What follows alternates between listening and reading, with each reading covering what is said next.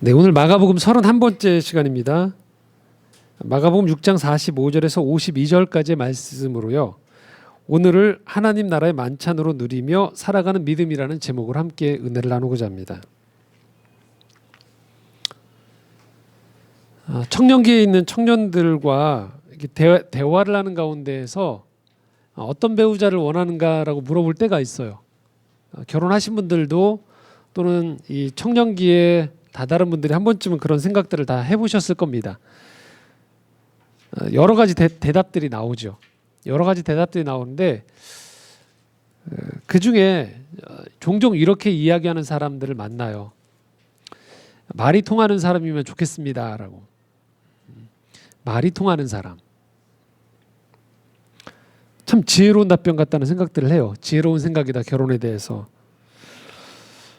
보통 청소년기를 지나서 막 이제 이성의 눈을 뜰 때쯤 보통 생각할 때 이렇게 생각이 쉽거든요. 외모다, 어떤 이벤트를 잘해주느냐, 또는 아주 즐겁게 연애를 할 수 있느냐 정도만 생각을 하기 쉬워요.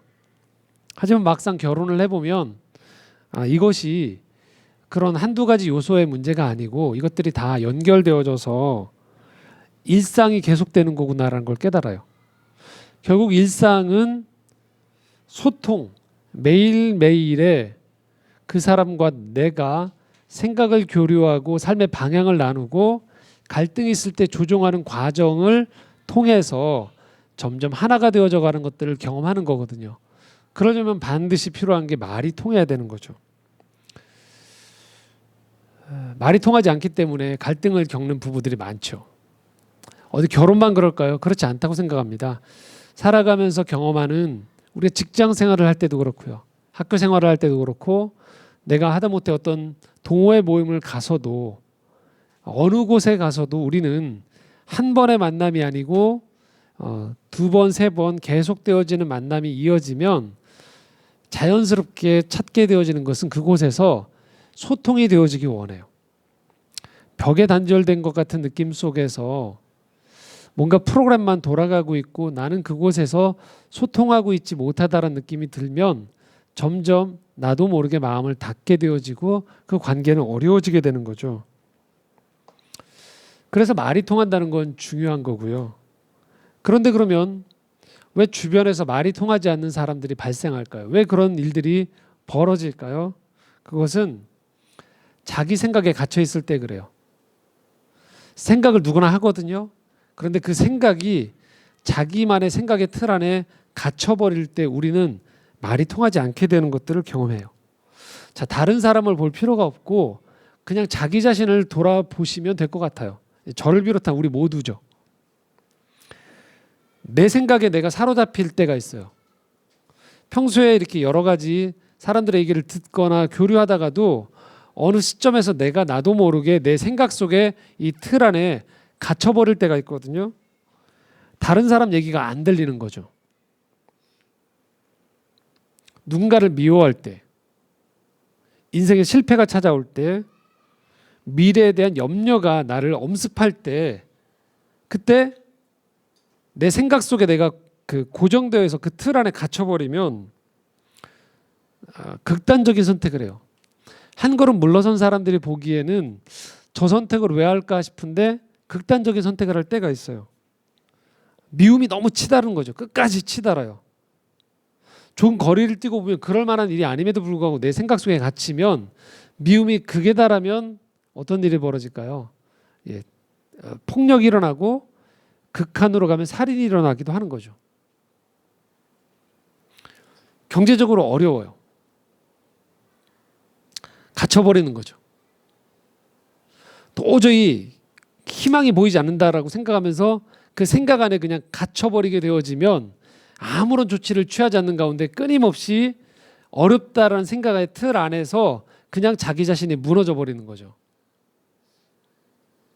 그래서 자기 자신을 필요 이상으로 비참하게 생각하기도 하고요. 이게 반대편으로 나아가서 부정적인 방법을 통해서라도 이 위기를 탈출하려고 범법을 저지르기도 하게 되는 거죠. 내가 똑똑한 건 알겠는데 온통 판단을 내 기준으로 해서 똑똑하다고 생각하는 것들이 지나치게 되어지면 어떻게 될까요? 무례해지죠. 사람들을 향해서. 내 판단이 다 맞기 때문에. 그렇기 때문에 인생을 살아가면서 지혜로움을 배운다는 것은 내 생각의 주관을 잘 세워가는 것과 동시에 다른 사람들과의 관계 속에서 오는 또 다른 판단과 또 다른 말, 또 다른 이 지혜들을 내가 곰곰이 내 안에서 교류하고 씹어보고 돌려보는 가운데에서 그것이 내 안에 있는 부족함 또는 채워야 되는 것들 또는 바꿔야 되는 것들을 인식하는 가운데에서 점점 내가 나은 사람이 되어져 간다는 걸 의미해요. 그게 말이 통하는 거죠. 여러분 스스로를 보시면 돼요. 10년 전에 비해서 내가 좀 더 듣는 사람이 되어져 가는가? 아니 우리가 흔히 나이가 들어갈 때 쓰는 표현 있죠. 뭐가 되어간다? 예, 꼰대가 되어간다고 하잖아요. 자기 생각에 점점 자기 경험에만 갇혀버리는 거죠. 그러면 어떻게 될까요? 돌아가는 게 다 못마땅해져요. 다 잘못되는 것 같고, 예, 나 때는 안 그랬는데 하면서 끊임없이 판단이 되어지면서 점점 이 자기만의 이 바운더리, 삶의 바운더리가 좁아지고 위축되어지는 경험을 하게 됩니다. 하나님은 우리로 하여금 이 통하는 사람이 되어지기를 원하세요. 옆으로는 사람들과의 관계 속에서 통하기 원하고요. 위로는 하나님과 통하기를 원해요. 어느 한 가지만 가지고서 되어지지 않아요. 사람하고만 잘 통할 문제가 아니고요. 하나님과의 관계 안에서도 온전한 소통이 이루어질 때 비로소 우리의 삶에 좌표와 삶의 생기를 잃지 않고 살아갈 수 있게 되어지거든요. 끊임없이 주변과 소통하고 배워가고 성숙하는 것, 그것이 하나님이 우리에게 불러주신 아주 중요한 삶의 소명입니다. 예수님을 따르던 제자들은요, 본래 이런 면에 있어서는 좀 낙제점에 있었던 사람들이에요. 좀 닫혀 있었던 사람들이에요. 이 갈릴리라는 그 지방과 유대라는 그 전통 안에 갇혀 있었던 거고요. 자신들이 해왔던 경험에 갇혀 있었던 사람이에요. 그리고 당대의 사람들과 똑같이 먹고 자고 입고에 집중되어 있었던 사람들이에요. 당연히 그들의 삶에는요, 희망보다는 체념이 훨씬 많았어요. 삶을 바라보는 눈도 지극히 매일매일 돌아가는 일상 자체에만 고정되어 있기 마련이었어요. 자, 그러던 제자들이 예수님을 만난 거예요. 예수님이 그들을 만나자 이들은 매일매일 물고기를 낚는 생활의 전부인 줄 알았는데 예수님이 이들을 향해서 사람을 낚는 어부가 되어지라고 얘기하고요. 사람과의 관계에서 저 사람이 나에게 이득이 될까? 저 사람을 통해 내가 뭔가 도움을 받을까만을 생각했던 사람들에게서 하나님 나라를 전하는 사람으로 바꿨어요. 복음을 전하는 기쁜 소식을 남에게 줄 줄 아는 사람으로 바꾸게 만들었다라는 거죠. 귀신을 도망가기 바빴던 사람들이 귀신을 쫓는 권능을 얻게 되어진 거죠. 이건 그들이 알고 있었던 세상이 아니었어요. 전혀 다른 세상이었어요. 예수님의 사역을 통해서 그들은 새로운 세상이 도래하고 있음을 보게 되었고 자기들과 함께하는 예수님이 어떤 분이신지를 점점 깨달아 알게 됐던 거죠. 하지만 이 제자들의 이 복음서에 나와 있는 삶을 보면 종종 다시 과거로 돌아가는 모습들을 보게 되어져요. 두 가지죠. 첫 번째는 그들이 과거에 습관대로 살아왔던 시간이 꽤 길었던 거예요. 두 번째는요, 이 땅에서 육신의 몸을 입고 살아가는 우리들의 특징들이 그렇다라는 거예요. 제자들의 모습을 보면서 어찌 저리 한심할까라고 생각하기 이전에 이 제자들의 모습 속에서 육신의 몸을 입고 살아가는 우리가 경험할 수 있는 특징들을 발견할 수 있다는 거죠. 자, 45절에 지금 예수님의 모습, 제자들과의 관계에서 한 가지 사건이 또 발생합니다. 같이 읽겠습니다. 45절입니다. 예수께서 즉시 제자들을 재촉하사 자기가 무리를 보내는 동안에 배 타고 앞서 건너편 벳세다로 가게 하시고 라고 되어 있습니다.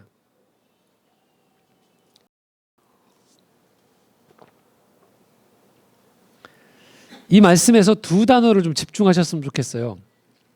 즉시 그리고 재촉하사예요. 보통의 예수님의 모습을 생각하면 참 온화하고 여유 있어 보이거든요. 그런데 유달리 예수님이 이런 장면들이 가끔씩 성경을 읽다 보면 나온단 말이에요. 즉시 재촉하시는 거예요. 뭔 일이 있는 거죠. 무슨 일일까요? 자, 이 지난주에 저희가 함께 나눴던 그 기적의 사건, 물고기 그 2마리와 떡 5개로 남자만 5천 명, 그러니까 그곳에 있었던 15,000명에서 2만 명에 가까운 사람들이 함께 배불리 먹는 기적을 경험하고 난 다음의 사건이에요. 그런데 이 배불리 먹던 이 오병이어의 사건들은 사복음서 마태, 마가, 누가, 요한복음에 다 나오는 사건이에요. 그만큼 아주 기적적이고 중요한 사건이거든요. 자, 그런데 오늘 사건에는 묘사가 되어 있지 않지만 다른 복음서, 요한복음서에서 똑같았던 지난주에 우리가 읽었었던 이 오병이어 사건을 결과가 나왔을 때 그 기적을 경험한 사람들의 반응이 나오거든요. 요한복음 6장 14절에 15절입니다. 함께 읽겠습니다. 그 사람들이 예수께서 행하신 이 표적을 보고 말하되 이는 참으로 세상에 오실 그 선지자라 하더라. 그러므로 예수께서 그들이 와서 자기를 억지로 붙들어 임금으로 삼으려는 줄 아시고 다시 혼자 산으로 떠나가시니라. 15절에 뭐라고 나오죠? 이 사람들이 이 기적을 경험하고 난 다음에 예수님을 뭘로 추대하려고 했다? 임금으로. 그러니까 세상의 왕으로 추대하려고 했던 거예요. 예수님이 기적을 행하셨는데요. 그 기적을 통해서 그리고 산상수훈의 그 들판에서 가르치셨던 가르침과 기적을 통해서 예수님이 깨닫기 원했던 그 지점으로 사람들이 깨달음이 온 게 아니고요. 먹고 난 다음에 그들의 깨달음이 어디 왔냐면 먹고 마시는 것에 초점이 맞춰진 거예요. 요즘 우리 식으로 표현하면요. 줄을 잡았다고 생각한 거예요. 물줄을 잡은 거예요. 저 사람 따라다니면 평생 먹고 마시고 자는 것은 문제가 없구나라고 생각을 한 거죠. 그래서 그를 뭐예요? 임금으로 세우겠다라는 거예요.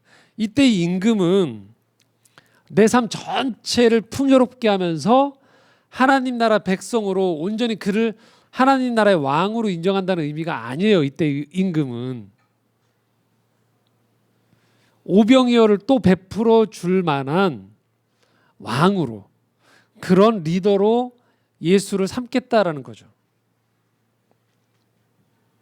사람들은 빵이 늘어났다, 물고기가 많아졌다만 집중한 거예요. 자, 이런 일들이 제자들만 그리고 그곳에 있었던 군중들에게만 일어날까요? 아니에요. 오늘도 똑같이 이런 일이 일어난다는 거예요. 이런 겁니다. 이 중에서 이제 신앙생활을 오래 하신 분들은 뭐 기도원도 가보시고 여러 집회도 참여해 보셨을 거예요. 그러면 어떤 일이 벌어지냐면요. 가서 어떤 집회를 참여해서 은혜를 받았어요. 막 마음이 뜨거워지고 눈물이 흘러지고 어떤 경우에 막 방언을 한다든지 여러 가지 은사들을 막 경험해요. 그러면 그 다음에 또 그런 곳에 가면 뭐를 하려고 할까요? 그 경험을 똑같이 재어내는 것만 집중을 해요. 그러니까 체험에 집중하는 거예요. 지난번 집회 가서 울었어요. 그럼 이번 집회에도 뭐 해야 될까요? 우는 것에만 초점을 맞추는 거예요. 그러니까 우는 것은 아주 좋은 믿음 안에서의 내 안에서 어떤 마음의 변화가 찾아오는 징조이긴 한데요. 그 현상 자체만 집중할 수 있는 거예요. 은혜를 받았다라는 걸 내 안에서의 그 어떤 그 경험적인 육신적인 체험이 뭔가 이전하고 다르게 풀어지는 경험으로 생각하는 거예요. 거기를 재현하는 것에만 초점을 맞추는 거죠.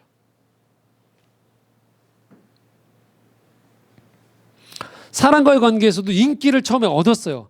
처음에 그 사람의 인기를 얻었던 이유는 그 사람의 어떤 생각이나 어떤 지점이 남과 다르기 때문에 좋아했던 거예요.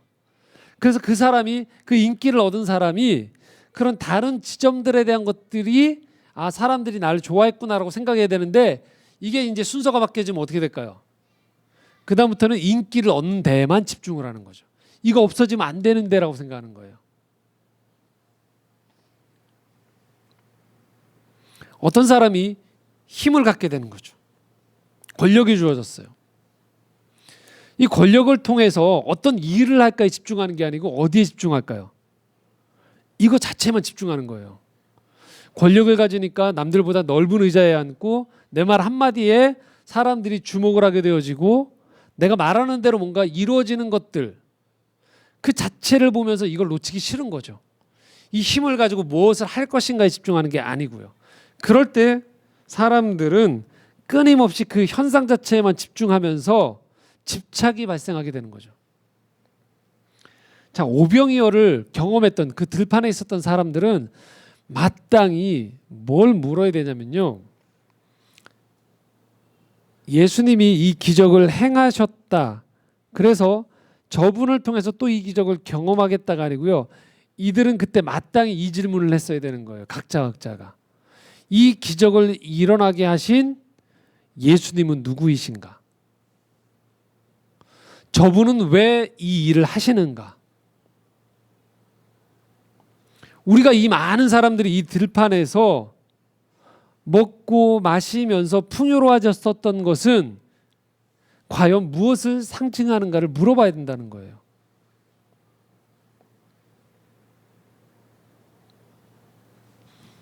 예수님이 우리 삶 가운데에서 어떤 일들을 행하세요. 그럼 우리는 마땅히 그 일을 통해서 예수님을 만나야 돼요. 사람을 만나는 게 아니고요. 사람은 중요한 통로가 되어지는 거지만 그것을 통해서 우리가 우리 삶에 찾아오시는 예수님을 만나야 돼요. 왜냐하면 사람은 언제든지 실망하기 마련이에요. 빵은 떨어지게 마련이에요. 그러나 예수님을 만난다는 것은 무엇을 의미하느냐? 궁극적으로 내가 생명의 근원에 내가 잇닿게 되어진다는 것을 의미하는 거예요. 예수님이 6장 51절에 그래서 요한복음 6장 51절에 이렇게 말씀하고 있습니다. 함께 읽겠습니다. 나는 하늘에서 내려온 살아있는 떡이니 사람이 이 떡을 먹으면 영생하리라. 내가 줄 떡은 곧 세상의 생명을 위한 내 살이니라 하시니라. 아멘. 예수님이 이렇게 얘기하세요. 내가 하늘에서 내려온 떡이다라고 얘기하시는 거예요. 떡이란 건 뭘 말할까요? 먹어달라는 거예요. 그것을 통하여서 교제하기 원하신다는 거예요. 그러니까 만나달라고 하시는 거예요. 아니 만나야 된다고 얘기하시는 거예요. 그럴 때 우리 안에 생명이 돈다는 거예요. 그냥 떡을 말하는 게 아니에요. 생명의 떡이 우리에게 필요하다라는 거예요. 이것이 인생의 본질입니다. 이걸 깨닫기 시작할 때 삶의 우선순위가 정리가 돼요. 근데 이 정리가 안 되어지면 끊임없이 엉뚱한 곳에 초점을 맞춰요. 제가 지금 예배를 드리고 있죠. 교회죠. 창조의 정원도. 저희에게 중요한 게 뭘까요? 주일날 예배를 여러분들이 드리러 오실 때. 이건 거죠. 생명 대신 예수 그리스도를 내가 오늘 만나느냐가 더 중요한 거예요. 여기 오신 분들도 아마 고민 속에서 교회를 선택하시고 교회를 옮기기도 하시고 고민하고 계시고 정기적으로 예배를 드리고 있단 말이죠. 근데 여러분들이 교회를 볼 때 뭐를 보시는 건가요? 첫 번째가 바로 이거죠. 생명 대신 예수 그리스도를 만날 수 있는데 온전히 그 예배가 잘 이루어지고 있는가가 돼야 돼요. 이게 우선순위가 아닌 거죠. 주차 설비가 잘 돼 있는가? 사람들이 세련됐는가? 교육 수준이 높은가? 그곳에 여러 가지 돌아가고 있는 프로그램들이 꽤 괜찮아 보이는가? 그 교회 인테리어가 괜찮은가? 그 교회에 뭐 전통적인 교회로 얘기하면 남성교회, 여전교회 뭐 여러 활동들, 자치 활동들이 잘 이루어지고 있는가? 다 이것들은 사실은 어디에 포커싱이 맞춰지기 위한 과정일까요? 생명 대신 예수 그리스도를 만나게 하는데 초점이 맞춰지는 거예요. 제가 담임 목사로 창조의 정원을 보면서도 그 생각을 늘 하거든요. 참 모자란 게 많은 공동체다. 여러분 말고, 여러분을 의미하는 게 아니고 저희 공동체를 보면서요. 격하게 끄덕끄덕거리신 분이 몇 분을 제가 발견했어요. 지금. 모자라죠, 당연히. 근데 그때 목사로서 제가 계속 보완해 나가야지, 바꿔 나가야지 하면서도 늘 초점을 맞추는 건 뭐냐면 이거예요. 우리 공동체는 예수 그리스도의 그 만남, 성도들이 예수 그리스도와의 사귐이 온전히 이루어질 수 있는데 집중할 수 있는 것인가? 그게 우선순위인가가 제일 먼저라는 거죠. 우리 성도들이 예배를 드리는 가운데 저희 설교를 통해서 우리의 찬양과 기도를 통하여서 함께 친교하면서 신앙 세미나를 통하여서 이루어진 모든 프로그램을 통하여서 성도들이 내 삶에 찾아오시는 예수 그리스도를 만나는가라는 거죠. 그리고 그것이 주 6일의 삶으로 연장되어져서 그렇지 결국은 예수 그리스도와 동행하면서 내 삶을 가꿔가는 것이지가 우선순위로 되어질 수 있도록 이루어지는 설교 모든 프로그램들이 거기에 초점을 맞추는가가 우선순위라는 거죠. 나머지 것들은 보완해 나가는 거거든요.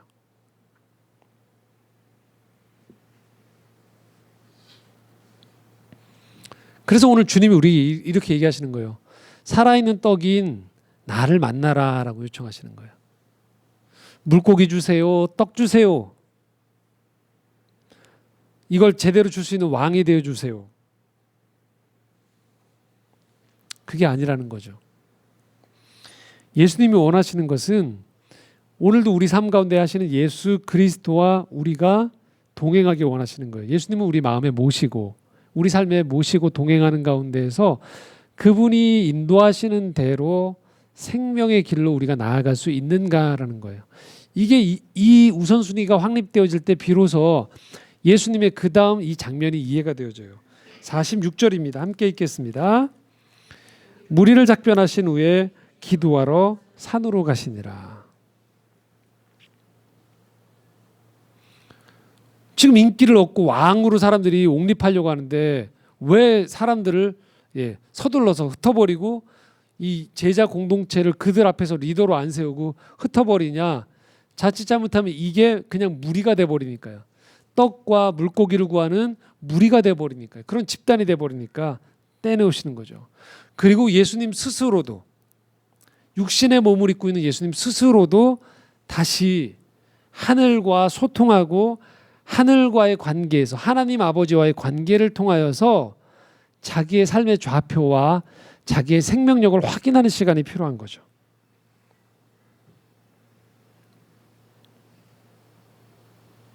육신의 몸을 입고 있는 예수님도 몸이 피곤해지거든요. 여러분도 그런 경험하시잖아요. 몸이 피곤해지면 자기도 모르게 시야가 좁아져요. 그리고 많은 사람들을 만나고 오시면 어떤 일이 벌어지죠? 사람들과의 부대낌 속에서 여러 가지 갈등과 모자람과 내가 했던 것들에 대한 후회와 다른 사람이 했던 것들에 대한 상처와 판단들이 막 뒤섞여요. 그때 우리가 그냥 가만히 있으면 뭐가 될까요?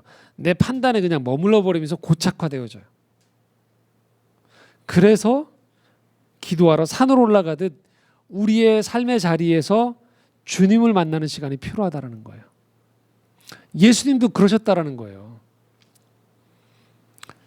자기에게 왕으로 옹립하려고 했던 그 많은 군중들을 정죄하거나 거기서 어떤 제자들의 모습을 보면서의 판단이 아니고요.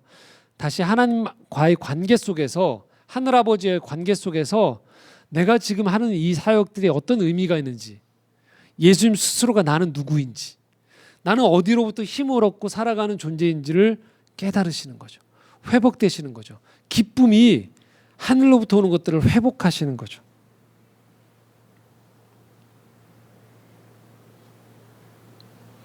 오늘 주님의 모습을 보면서 이 땅에 생명을 소유하고 살아가는 것이 무엇인지를 다시 우리에게 보여준다는 거죠.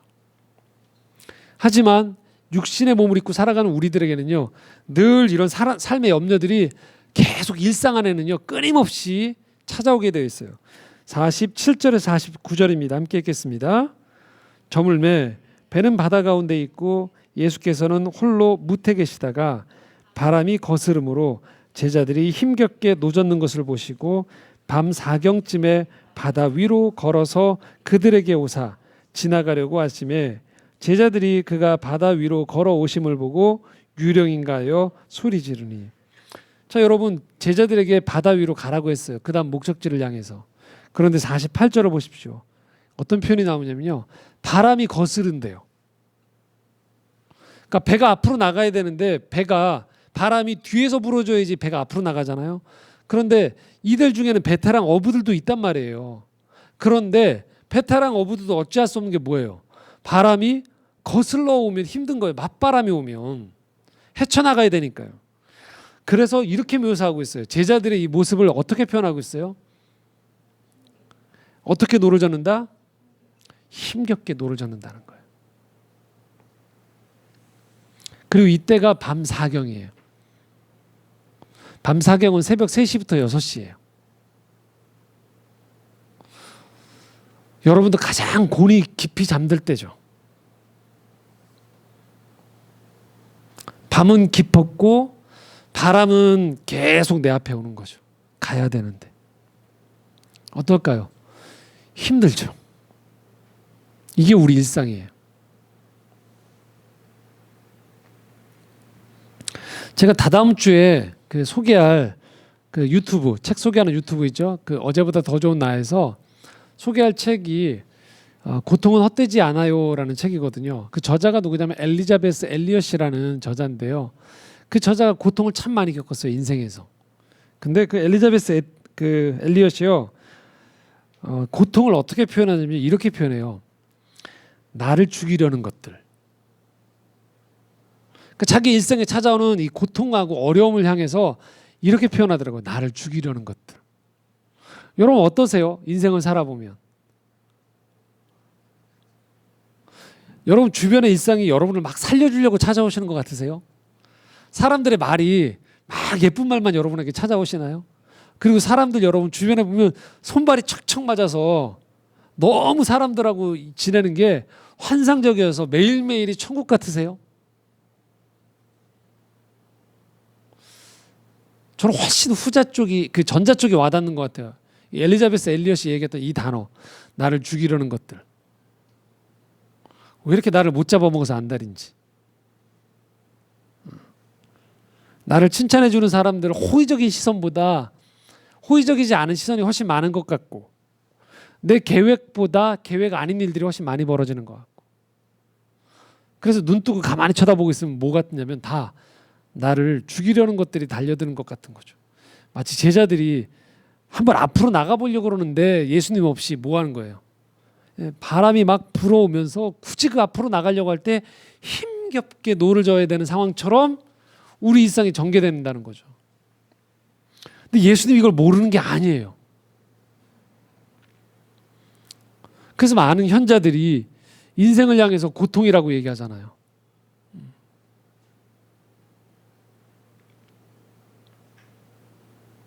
이게 세상에 그 많은 수면제가 있고, 그 많은 진통제가 있고, 그 많은 상담과 치료실이 있고, 그 많은 여러 마음에 관련된 프로그램들이 왜 이렇게 많을까요?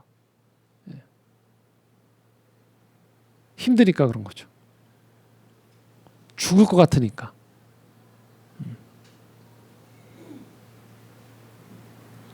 그것이 오늘 배를 타고 가는 우리 인생 가운데 벌어질 수 있는 일상이라는 거죠. 그런데 이 일상에 우리를 내팽개치지 않고 찾아오시는 분이 계시다라는 거예요. 50절 51절입니다. 함께 읽겠습니다. 그들이 다 예수를 보고 놀람이라. 이에 예수께서 곧 그들에게 말씀하여 이르시되 안심하라 내니 두려워 말라 하시고 배에 올라 그들에게 가시니 바람이 그치는지라 제자들이 마음에 심히 놀라니. 그래서 우리가 일상을 살아가면서 들어야 되는 말씀이 있어요. 그것은 뭐냐면요, 바로 이 말씀이에요. 바람이 불고 있을 때 우리 삶에 찾아오셔서 건네주는 이 생명의 언어, 바로 이 말입니다. 내니 두려워 말라. 우리가 들어야 될 말씀이 바로 이거라는 거예요. 내니 두려워 말라. 나다. 내가 여기 있어. 두려워하지 마. 너를 죽이려 하는 것들이 오는데 저게 너를 못 죽여.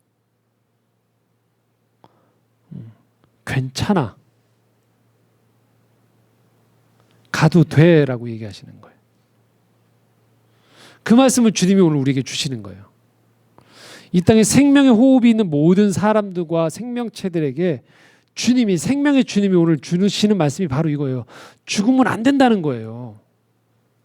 갇혀있지 말라는 거예요. 너는 살아있는 존재고, 너는 오늘도 희망을 가져도 되고, 너는 오늘도 살아갈 만큼의 하루만의 시간을 너에게 주었다라는 게 생명의 주님이 우리에게 주시는 말씀인 거예요. 근데 어떻게 말씀하신다고요? 내니 두려워 말라. 바람은 여전히 불 수 있어요. 오늘 또 일용할 양식 때문에 걱정할 수 있어요. 그런데 그것 때문에 안 죽는다는 거예요. 왜요? 주님이 계시니까요. 우리에게 필요한 것은 떡과 물고기가 아니에요. 바람이 얼마만큼 부느냐가 아니에요. 우리 안에서 이 두려움을 몰아내고 내 손을 부여잡고 내게 주어진 인생의 길을 걸어갈 수 있게 도와주시는 동행자 예수 그리스도가 있느냐가 중요한 문제인 거죠. 그래서 주님이 다시 한번 우리에게 이렇게 말씀하십니다. 요한복음 6장 55절에서 58절 말씀입니다. 함께 읽겠습니다. 내 살은 참된 양식이요 내 피는 참된 음료로다. 내 살을 먹고 내 피를 마시는 자는 내 안에 거하고 나도 그의 안에 거하나니 살아계신 아버지께서 나를 보내심에 내가 아버지로 말미암아 사는 것 같이 나를 먹는 그 사람도 나로 말미암아 살리라. 이것은 하늘에서 내려온 떡이니 조상들이 먹고도 죽은 그것과 같지 아니하여 이 떡을 먹는 자는 영원히 살리라. 예수님이 우리의 참된 떡이자 참된 음료가 되어 주신다는 거예요. 여러분, 이것은 육의 눈으로는 도저히 이해가 안 되는 거예요. 그러나 영의 눈을 열기 시작하면, 인생의 육의 차원 너머에 또 다른 것이 있음을 알기 시작하면, 그래야 완전체가 된다는 걸 알기 시작하면, 예수님을 먹지 않고서는, 예수님과 더불어 살지 않고는 늘 목이 마를 수밖에 없다는 걸 우리가 알게 되어진다는 거예요. 우리 삶은 그래서 육의 먹고 마심의 만찬장이 아니에요. 예수님과 함께하는 가운데 하나님 나라의 만찬이 펼쳐지는 게 이 땅 안에서의 우리의 일상이라는 거예요. 그래서 이 땅의 것들은 끊임없이 죽음의 문화로 우리를 죽이려고 달려들지만, 생명 대신 예수 그리스도와 함께하기 시작하면 이 땅의 하루하루의 삶은 생명 대신 예수 그리스도와 먹고 마심으로 말미암아 만찬이 될 수 있다는 거예요. 더 많은 떡, 더 많은 음료, 더 안락한 집이 아니에요. 그래서 오늘 우리가 예수님을 만나야 돼요. 예수님이 오늘 우리에게 이렇게 얘기하시는 거죠. 나를 마음으로 받아들여라. 말씀을 읽을 때, 기도할 때, 너의 삶 가운데 어떤 일들이 벌어질 때 그걸 내 생각과 판단과 경험만으로 보지 말고 이걸 주님 앞에 가지고 와서 물어보기 시작하라는 거예요. 이 가운데 아직도 예수님을 잘 모르겠다고 하시는 분들이 이 질문 먼저 드리시면 돼요. 내가 예수님을 알기 원합니다. 나에게 찾아와 주십시오.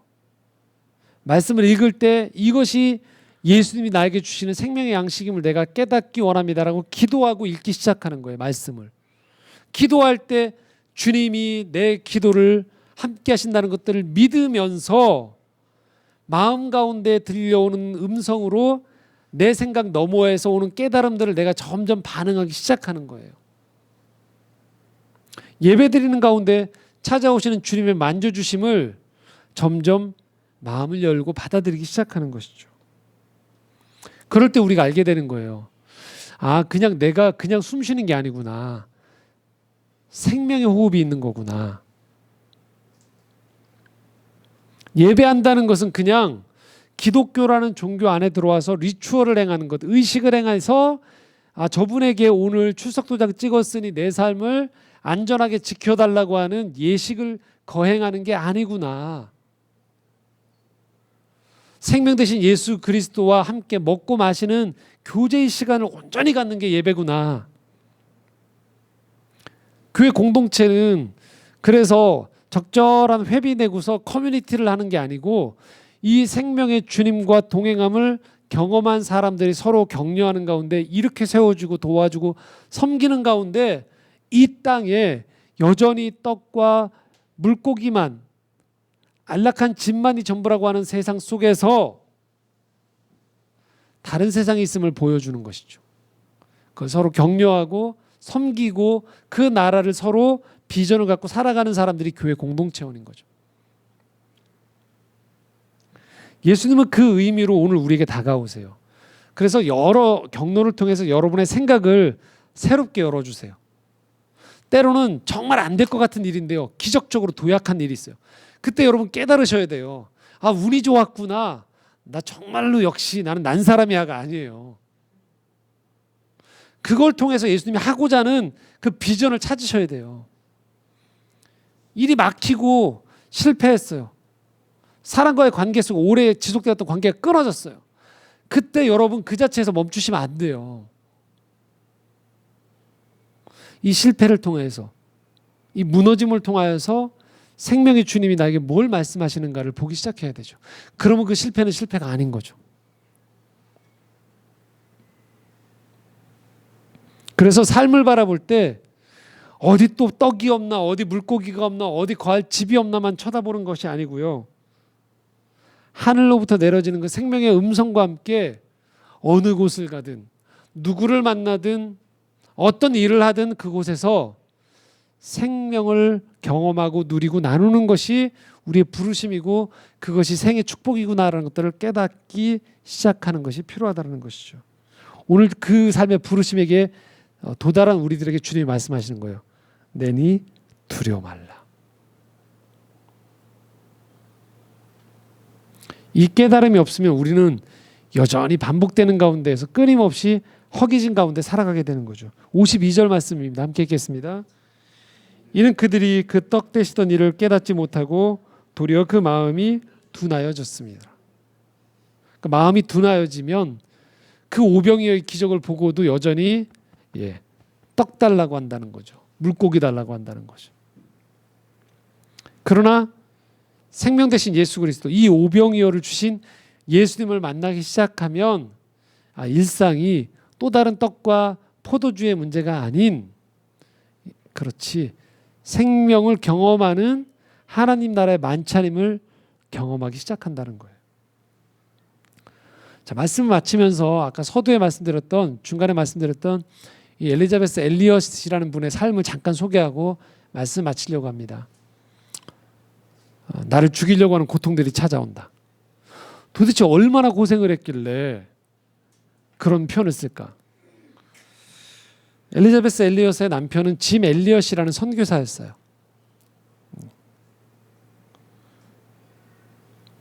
열렬히 연애를 하고서 이 사람들이 결혼을 했는데요. 에콰도르의 와우란이라는 인디언 마을에 친구 5명과 이 짐 엘리엇이 선교사로 들어갑니다. 이들에게 복음을 전하기 위해서. 그런데 이 인디언들이 이 짐 엘리엇과 이 선교사 5명을 식인종으로 오해를 했어요. 결국 죽여버립니다. 순교를 당해요. 이때가 엘리자베스 엘리엇이 결혼한 지 27개월이었고 10개월 된 아이가 있을 때였어요. 죽을 것 같은 고통에 시달리게 된 거죠.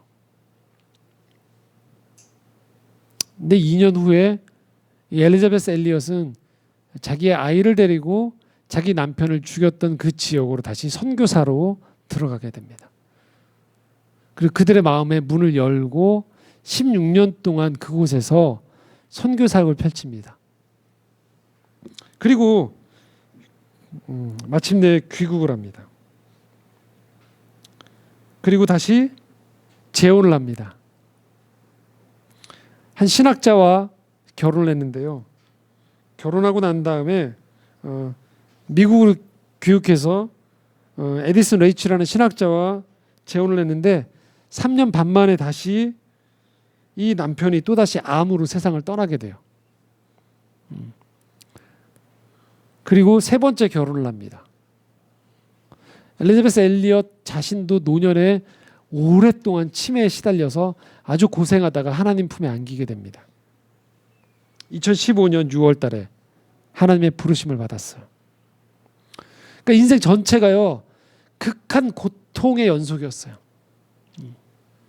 엘리자베스 엘리엇이 그렇게 얘기해요. 나는 내 남편을 죽였던 그 인디언들의 그 살인 때문에 나는 감사하지 않는다라고. 재혼했던 내 남편이 암 걸린 거 가지고 감사하지 않는다는 거죠. 그런데 그럼에도 불구하고 함께 하셨던 하나님 때문에는 감사한다고 표현했어요. 그러니까 우리 삶에 찾아오는 우리를 힘들게 하고 염려하는 것들은 여전히 그대로 있는 거예요. 하지만 하나님이 함께 하시기 때문에. 그래서 지금 엘리자베스 엘리엇은 이렇게 표현해요. 인생의 기쁨은 고통의 부재, 고통이 없어져서가 아니고 고통의 부재가 아닌 하나님의 임재로 인해서 기뻐한다는 거예요. 그렇기 때문에 엘리자베스 엘리엇이 이렇게 다시 표현합니다. 인생에 찾아온 고통을 아까 이렇게 표현했죠. 나를 죽이려는 것들. 그런데 이 생명의 비밀을 깨닫기 시작하자 나를 죽이려는 것들이 희미하게 남아 선물로 보이기 시작했다는 거예요. 이것이 인생의 신비인 겁니다. 그냥 맨정신으로 인생을 쳐다보면 오늘도 내 맞은편에서 바람이 부는 거죠. 오늘도 또 나는 어디서 내 떡을 구하고 어디서 물고기를 얻을까만 인생을 보게 되는 거죠. 그런 이 생명 대신 예수 그리스도와 함께하는 인생의 눈을 뜨기 시작하면요, 언제든지 잔잔한 물결은 잔잔해질 수 있고요, 오늘 또한 생명의 떡이신 생명의 음료이신 예수 그리스도와 동행하며 진정으로 이 하루의 삶을 선물로 받아들일 수 있게 되어진다는 것이죠. 바로 이것이 오늘을 살아가는 우리가 일상을 힘겨움의 연속, 고통의 연속으로 보지 않고 하나님 나라의 만찬으로 볼 수 있는 지혜이자 믿음인 것입니다. 오늘 그 예수님이 여러분에게 말씀하시는 거예요. 내니 두려워 말라. 주님 안에서 평안하고 또 주님 안에서 감사가 일어날 수 있는 여러분의 일상이 되시기를 간절히 소망합니다. 기도하겠습니다.